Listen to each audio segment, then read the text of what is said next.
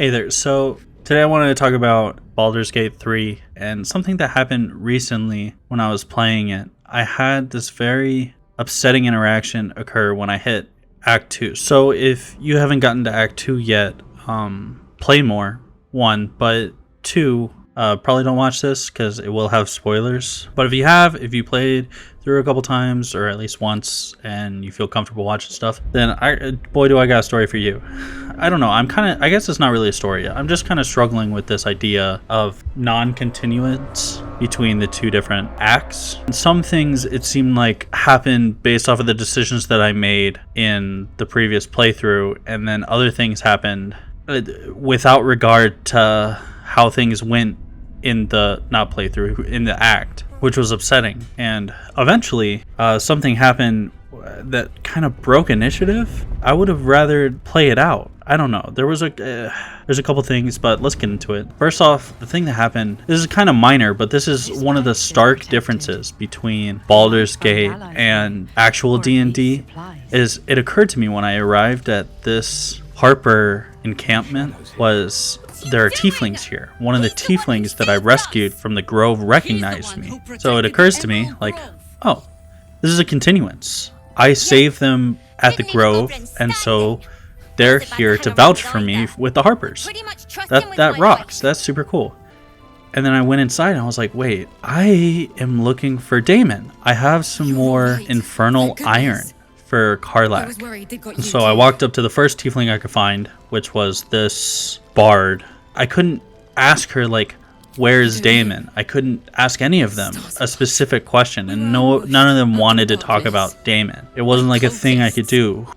He shielded me and the kids, while his brother and sister rushed the cultists. Cal and Leah were dragged away, along with the others. That was the best answer I could get, so I assumed Damon was a part of the others, because all she mentioned was her, Roland, and the kids. I don't know where he is. I just kind of played off as like, okay, he's not here, so I can just move on with the storyline. And I go and talk to a couple of the other characters in here and come across this scout tiefling that I met after the fight with the drow, who invited herself and the rest of the tieflings to my camp for a party. But she acts like Zevlor is still alive, which he's not. He died in the fight with the drow and the goblins, and then pretends that we had never met before, but she came to my party. So I don't know, I'm getting mixed signals. Also, it looks like she needs a better position for her bow. Not the point. And then I head over to the cleric that's upstairs, and of course a surprise common encounter starts. Oh snap. And of course it's massive. There's a bunch of enemies that are coming from all different directions, and I haven't taken a long rest, short rest, I haven't taken anything. But the fight's happening, so I get into it, and I'm actually doing pretty well. I'm whooping them pretty good. But I'm focusing, of course, Marcus, the unsuspected visitor. And I'm getting everyone pretty low, but our cleric is getting pretty low herself. I get Marcus down to like 5 health. And then, yeah, 5 health, and then they land the final blow on her to end the common encounter. And cutscene starts. But I'm still there. I'm like in this room right behind him as he's taking his cinematic look at the shield going down. I should be right there. And I had turns before his next turn. So this one's the one that just went and he got the final blow. All of these are not in the room. And then I get Karlach to go, which she could take a big swing, and then wrap it all the way around to Lae'zel and Asterion getting moves before his, which comes there. So I definitely had a good shot of killing him and getting rid of the other two and doing something about the situation, but instead I run out to the front and watch him just fly away. Escape? What the f? On top of that, I find out I have to now fight everybody, all of the Harpers, all of the tieflings, everybody. It's a big common encounter, and at this point I'm just like confused.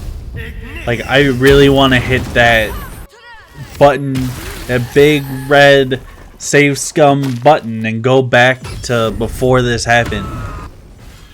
So I'm just like, I'm not even talking. Like in the recording, I'm not saying anything. I'm just upset. I'm sad. And at a certain point in this fight, I just decide, like, I'm gonna undo this. I'm gonna go back and not, you know, not let this happen. So I'm just fighting on autopilot right now. And there's Damon. Damon was here. Like, I just didn't see him. You know, I end up killing him in this fight. It's just, I'm so lost on it. You know, as I'm killing all of the Harpers, as I'm killing all of my allies, I just get, my spirit just dies. Oh, there goes Damon. And then she like blasts herself. The druid that was supposed to be helping me, Jaheira, and then he blames me for it. He killed her. Gosh, I was just upset, and it feels like this fight is going on forever. Like, you're seeing the shortened version of it, the highlights, every hit that happens. This fight is dragging on, and more enemies keep popping up. I just the whole time, like, upset and drowning in it too.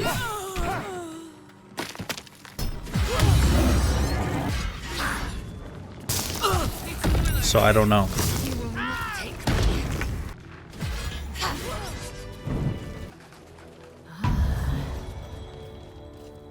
After this fight, I sat there and I kept repeating to myself, like, this isn't D&D, man.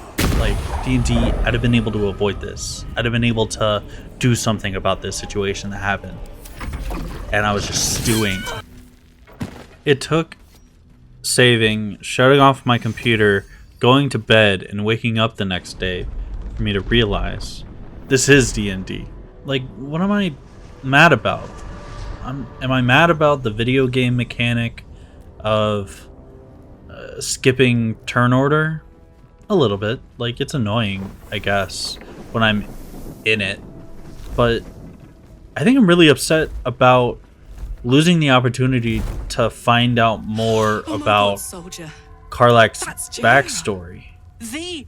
You know?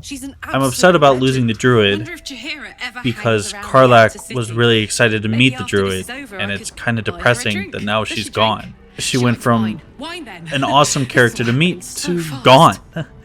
And then Damon, I was looking for him, and he was within reach. I could have figured it out.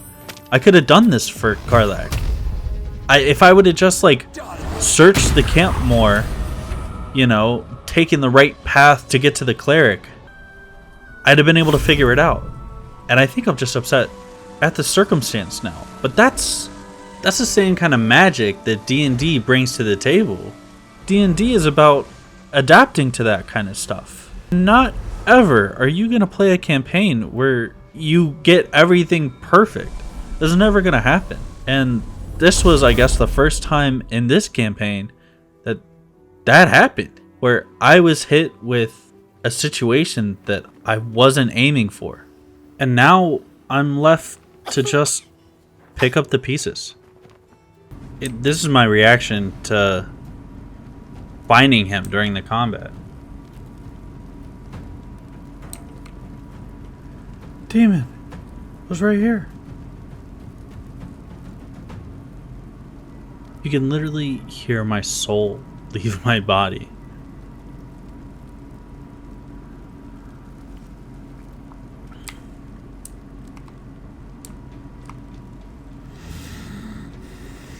This isn't the reaction of somebody who's pissed off at the game.